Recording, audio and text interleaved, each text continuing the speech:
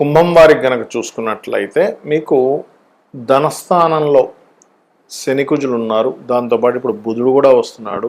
ఈ బుధుడు రావడం వల్ల పరివర్తన యోగంలో గురువు కూడా వస్తాడు. కాబట్టి ఒక రకంగా చెప్పాలంటే ఇది ఘర్షణ, అంటే ధన సంబంధించిన విషయాలకి ఘర్షణది దారితీస్తుంది. అయితే ఇంకా ఎటువంటి ఫలితాలు ఉన్నాయి?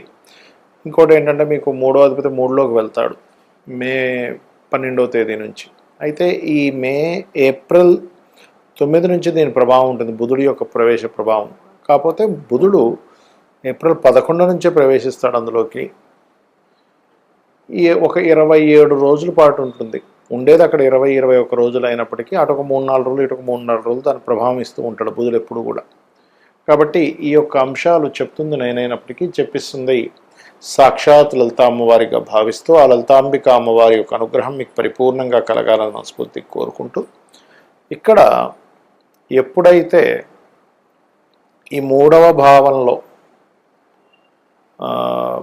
కి కుజుడు వెళ్ళడము, రెండవ భావంలో ఉండేటువంటి శని కుజులుకి బుధుడు ఎంటర్ అవడం అనేటువంటిది ఒక రకంగా ధన విషయంలో, ముఖ్యంగా షేర్ మార్కెట్ విషయాల్లో, తాతగారు ఆస్తి సంబంధించినటువంటి అంశంలో, స్నేహితులతోని వీరి యొక్క అంటే ఈ స్నేహితులు లవర్స్ అనుకోండి, అంటే ఇష్టపడిన వారు అనుకోండి, ప్రేమికులతో అనుకోండి, షేర్ మార్కెట్ మూలంగా అనుకోండి, పెట్టే ధనం విషయంలో ఖచ్చితంగా జాగ్రత్త వహించాలి. ఇక్కడ గుర్తుపెట్టుకోండి.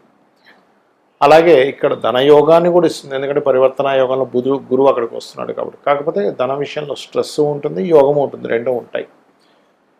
కాబట్టి ఈ యొక్క విషయంలో ఖచ్చితంగా 100% జాగ్రత్త వహించాలి.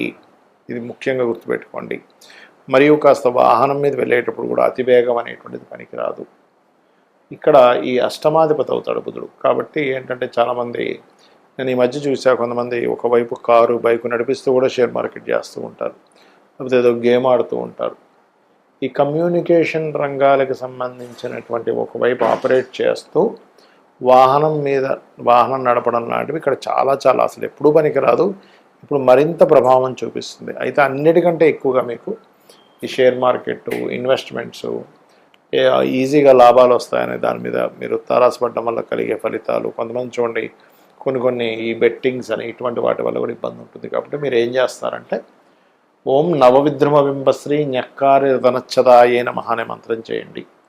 మరియు ఓం సంపత్కరీ సమారూఢ సింధుర వ్రజసేవితాయ నమః అనే మంత్రం చేయండి. ధనపరంగా మీకు ఖచ్చితంగా బాగుంటుంది.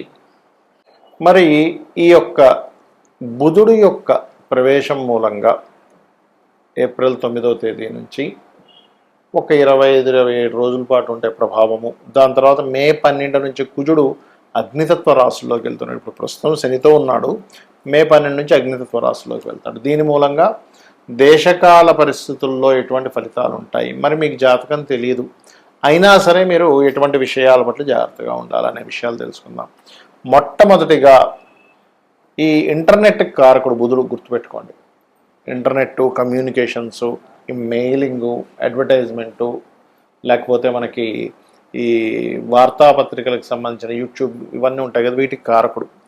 కాబట్టి ఈ రంగాల్లో ఉండేటువంటి వారు ఈ యొక్క రంగాలకి, ముఖ్యంగా ఇంటర్నెట్ సంబంధించిన సేవలకి, కమ్యూనికేషన్ రంగాలకి, సాఫ్ట్వేర్ రిలేటెడ్ సంబంధించిన రంగాలకి ఇబ్బంది వస్తుంది దీనివలన, గుర్తుపెట్టుకోండి.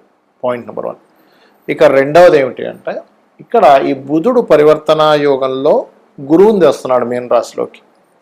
ఎప్పుడైతే గురువుని తెస్తున్నాడో, గురువు మనకిది ఎండాకాలము, రాబోతున్నటువంటి ఎండాకాలము, దీని మూలంగా ఏంటంటే విపరీతమైనటువంటి ఉష్ణం ఇంకా పెరుగుతూ ఉంటుంది.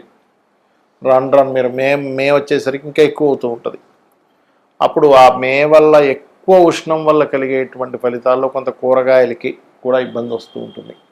అందులో ముఖ్యంగా టమాటా లాంటి పంటకు కూడా కొంత ఇబ్బంది వస్తూ ఉంటుంది, గుర్తుపెట్టుకోండి.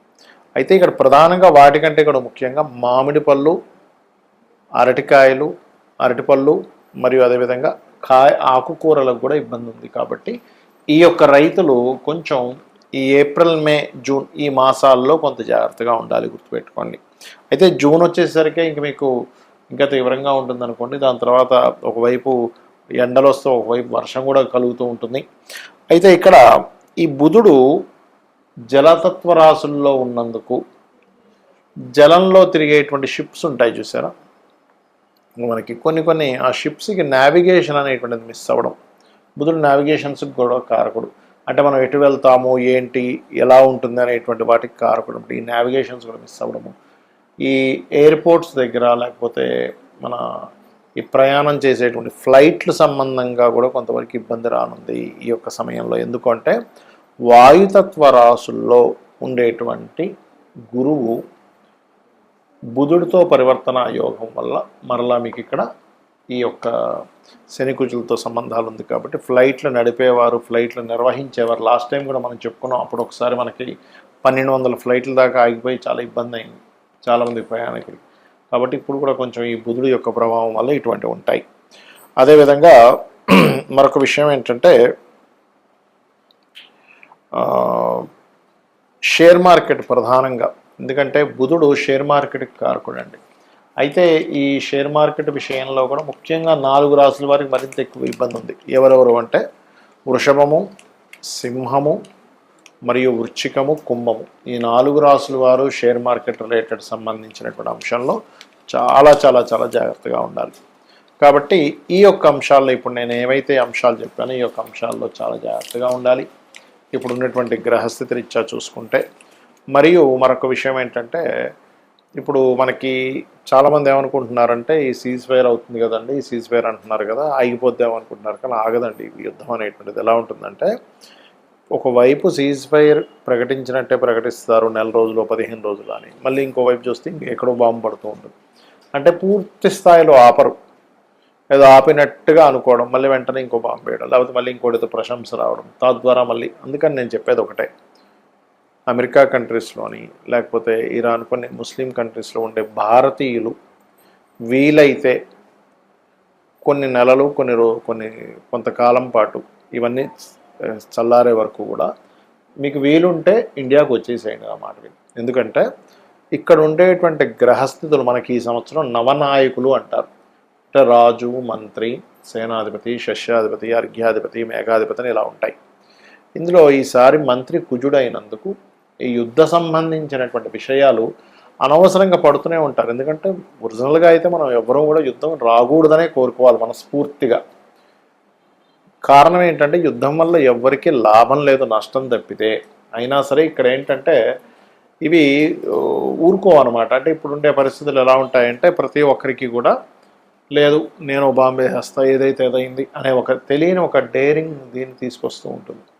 కాబట్టి ఈ మే 12 నుంచి ఇంకా కుజుడు ఓన్ హౌస్లోకి వెళ్తాడు. ఇప్పుడు శనితో ఉన్నాడు, అది గ్రహ యుద్ధంలో ఉన్నాడు. ఇక యుద్ధం అయిపోయి చల్లారిపోద్దాం అనుకుంటాం, కానీ అలా కాదు. ఇక్కడ ఏమవుతుందంటే ఎప్పుడైతే ఈ యొక్క బుధుడు ఈ కుజుడు ఓన్ హౌస్లోకి వెళ్తున్నాడు, ఇది ప్రభావం చూపిస్తూ ఉంటుంది. మరి జాతకం లేని వాళ్ళు ఏం చేయాలి, జాతకం తెలియని వాళ్ళు ఏం చేయాలి అంటే నవగ్రహాల్లో ప్రత్యేకంగా కుజ, బుధ, శని గ్రహాల దగ్గర దీపారాధన చేయండి. కాస్త గోశాలలకు వెళ్ళి గోవులకి బెల్లము, క్యారెట్స్, గోంగూర లాంటివి తినిపించండి. చండీ వినండి. చండీ మీరు ఎంత వింటూ ఉంటే అంత బాగుంటుంది, గుర్తుపెట్టుకోండి. చండీ పారాయణం చేయడం, చండీ వినడం, రుద్రం వినడం, రుద్రాభిషేకం చేయడం. ఇంటి నుంచి మీరు బయటికి వెళ్ళేటప్పుడు కొన్ని సరిహద్దు ప్రాంతాల్లో ఉంటూ ఉంటారు, లేకపోతే కొన్ని దేశాల్లో చాలా ఘోరంగా ఉంది పరిస్థితి. అలాంటి దేశాల్లో ఉండేటువంటి వారు కాస్త మీరు ఇంటి నుంచి బయటికి బయలుదేరేటప్పుడు మీ యొక్క ఇష్టదైవాన్ని మనస్ఫూర్తిగా తలుచుకొని అమ్మ నువ్వు ఉన్నావు, నువ్వే నన్ను రక్షిస్తావనే బలమైన నమ్మకంతో బయటికి వెళ్ళిరండి. అప్పుడు ఏమవుతుందంటే ఎటువంటి ఇబ్బంది మీకు కలగకుండా ఉంటుంది. శ్రీమాత్రే నమః.